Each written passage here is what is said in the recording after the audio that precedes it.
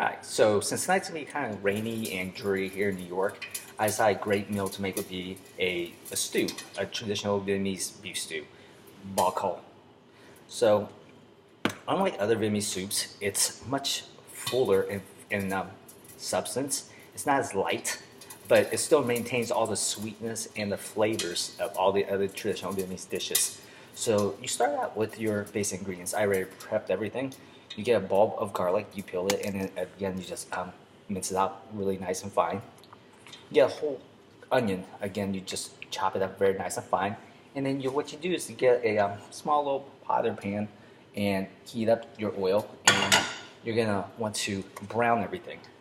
So I'm going to go ahead and start that. I'm going to get the fan going.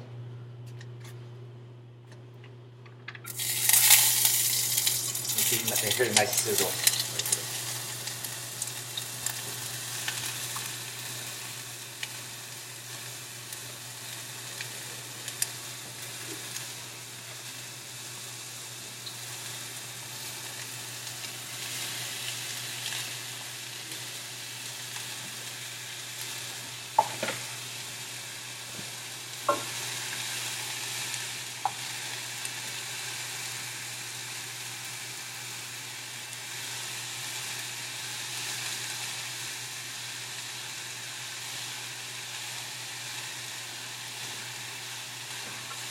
And now while that's on the pot, I'm going to go ahead and take my meat and brown my meats. You want about 5 pounds of beef. You want to chop it into cubes like this.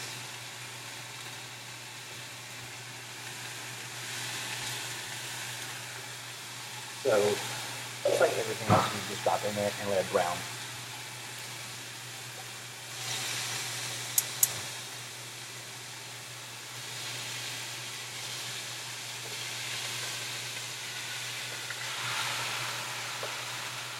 So let's check on our onion and garlic. You see, it's still getting that nice golden look to it. So it's getting there. And typically, what a lot of people do with their bok choy, they put in such carrots and potatoes.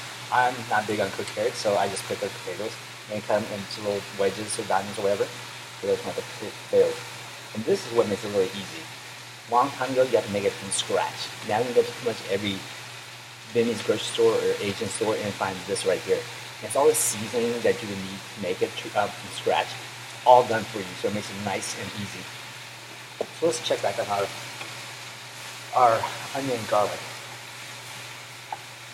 Yeah, they're coming out long. I wish you could smell it because it's got this great aromatic smell that shows you the full flavors that it's going to be coming from this. And typically, this is again all the work comes at the prep. Because once you get everything in there, you just slow cook it. And when it slow cooks, the longer you let it go, I typically let it go about 3 to 4 hours. Because the longer you let it go, the more tender the meat becomes. All right, so let's let that sit there for a while and just put our meat.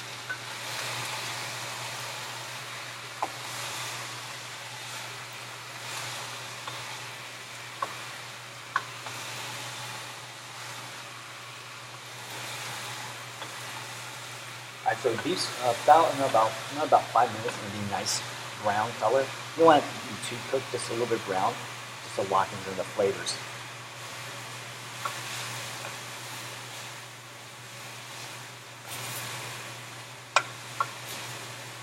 And the reason I do my beef and my garlic and onion separately is because I don't want the moisture from the beef to make it so the onions and garlic doesn't get brown enough, because that's what you really want.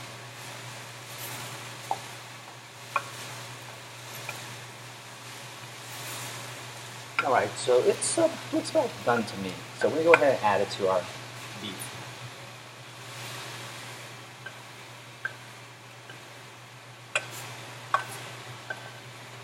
Alright, so now I'm going to mix the beef and the garlic and onions all up together. And just, again, get a nice brown on the beef. Once it's nice and brown, you're going to fill the pot just about to the top. You leave a little bit of room.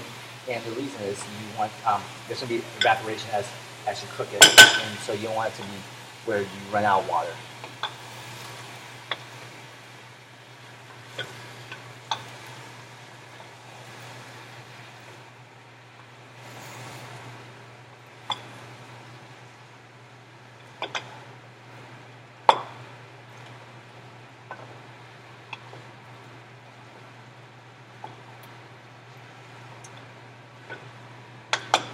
Alright, so it looks like it's ready to be, and we get the water added to it. So let me go ahead and show you what it looks like.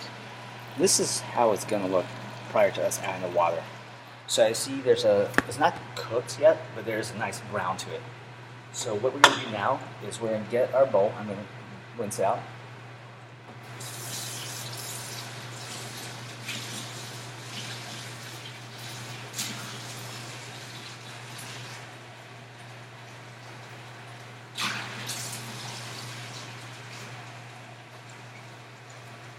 And we're going to just take it and just fill it with water and then pour it into a pot and just let it sit in there.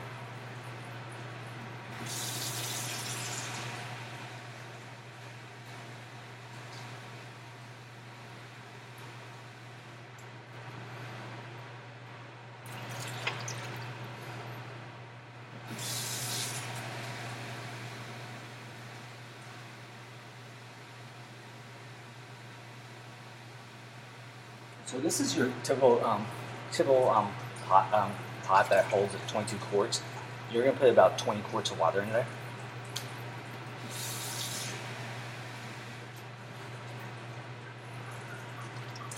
Alright, so now that everything's been brown and been added, except for the potatoes, you're going to turn the heat to about 3/4 high. That way it simmers and cooks, but doesn't overcook it. So we're going to have it sit here and start cooking. And I'm going to go ahead and add my potatoes. I actually use 3 red potatoes. Any kind really works. But I prefer red potatoes.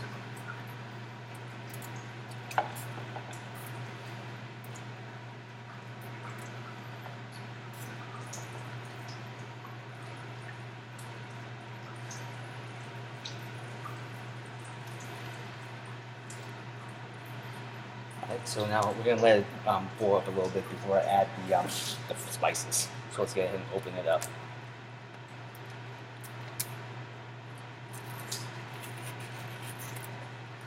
As you see, it comes like this, and then all you do is you gotta puncture it, so get a fork.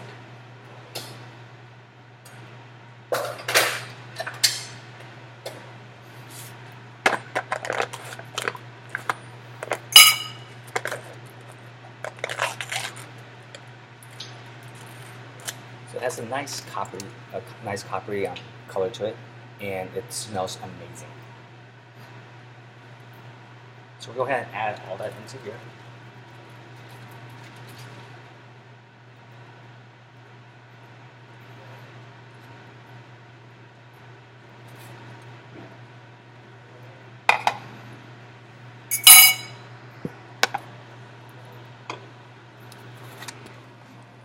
And as you see, it's got a nice little color to it. Once it's done, it's going to be a very nice red color, similar to the picture I showed you earlier. So now, that's the great thing about how cooking with Vietnamese food nowadays is. In the past, something like this would take 10, 15 hours, but because they do all the spices for you, really it's just about the prep work. Once you get the prep work, meaning cutting the vegetables, cutting the meat, that's really what takes the most time.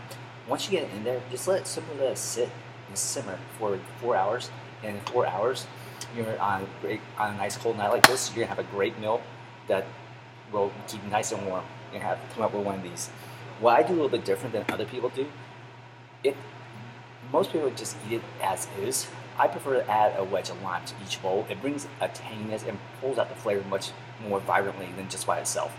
And you can eat either with bread, a baguette, a small baguette, or a rice. I prefer the baguette. It's amazing just to dip in there, get the flavors, and it just blends well together. So now you know how to make bak ho. So on a nice rainy night, you can go ahead and make your own. Alright, thanks.